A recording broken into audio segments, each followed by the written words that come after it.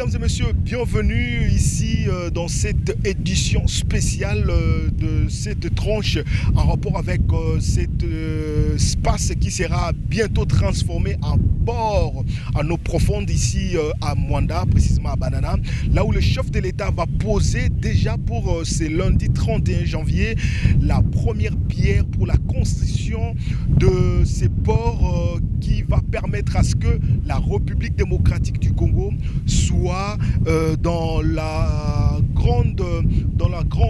parmi le pays référence par rapport au port.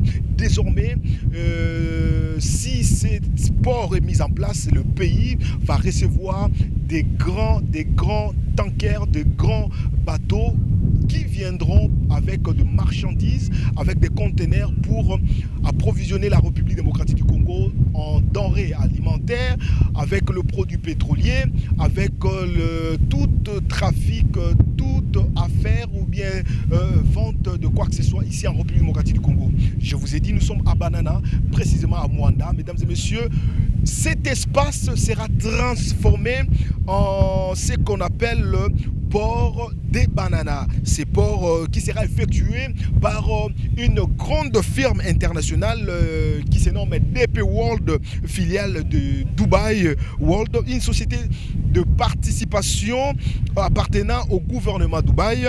Et c'est le troisième exploitant du point de vue de construction de ports, soit exploitant portuaire au monde, avec 49 ports. Elle prévoit d'en enquérir 12 autres, et la République démocratique du Congo est parmi les pays choisis par cette grande filiale pour construire ces ports qui va permettre au pays, à la République démocratique du Congo, de bénéficier beaucoup, de permettre de navettes, de faire en sorte que beaucoup de jeunes Congolais trouvent de l'emploi, permettre à ce que Mwanda, qui est cité côtière, bénéficie d'avantages comme tout pays qui a un espace qui s'ouvre à l'océan. Et ici, avec ce port de Banana, la République démocratique du Congo, qui va bénéficier de ce port avec cette filiale DP World de Dubaï, avec 66% qui va mettre en place ce projet, bénéficiera de 66% de parts, et la République démocratique du Congo aura 34% de parts. L'ouverture de ce port est prévue si aujourd'hui le président de la République lançait la construction de ce port. Mesdames et messieurs, ce port sera ouvert déjà à la fin de l'année 2023, et le port en eau profonde de Banana va donner un sens à tous les grands travaux d'infrastructure du pays, en relançant le chemin de fer déjà suite au projet, suite logique à la réalisation de ces grands projets d'infrastructure. Il sera le débouché naturel pour toutes les grandes routes à caractère national. Il va permettre de construire une véritable zone industrielle pour tous les grands produits locaux destinés à l'exportation. C'est ce qu'estiment plusieurs experts qui ont apprécié ces projets de la construction de ces ports de Banana. Et désormais, si vous commandez vos véhicules de Dubaï ou ailleurs, ça ne passera plus par Congo-Brazzaville ou bien Côte d'Ivoire, ça viendra directement de la République démocratique du Congo. Ces ports vont permettre à ce que les taxes que nous payons pour la douane et consorts, ça va diminuer, parce que aujourd'hui il faut payer plus de 1500 $ pour dédouaner un véhicule.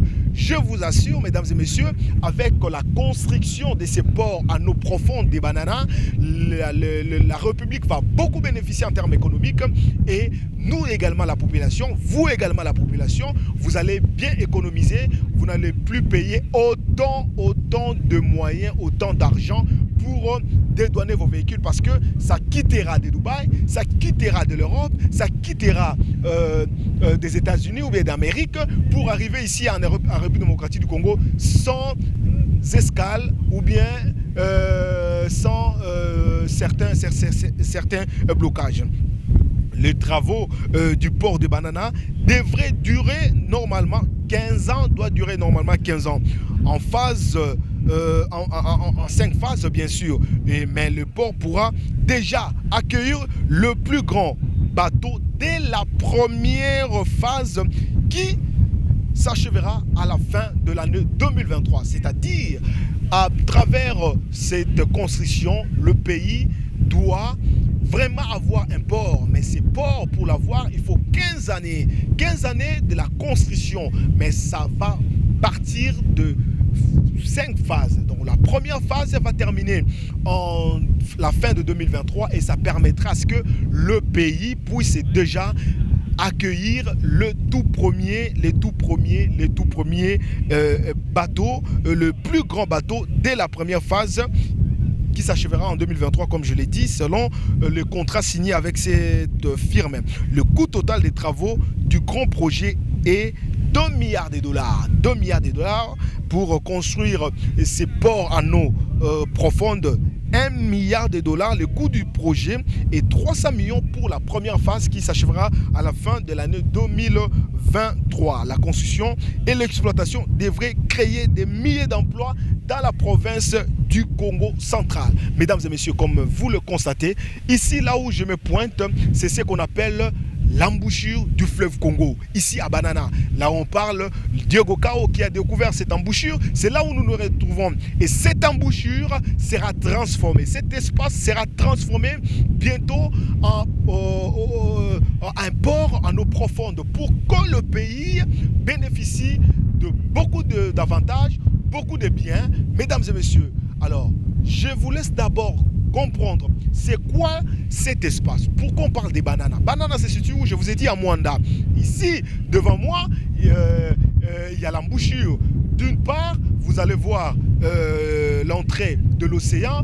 De l'autre part, vous allez voir le fleuve qui se rencontre, mais qui ne se mélange pas. Là, c'est le mystère, allais-je dire, de Dieu, qui seul connaît pourquoi ces ministères fonctionnent comme tel. Mesdames et messieurs, à travers CSSTV, nous vous assurons l'intégralité de ces activités déjà à partir de Mwanda, ici, dans ces territoires du Congo central où le président de la République va ériger cet espace du port en eau profonde. Suivez.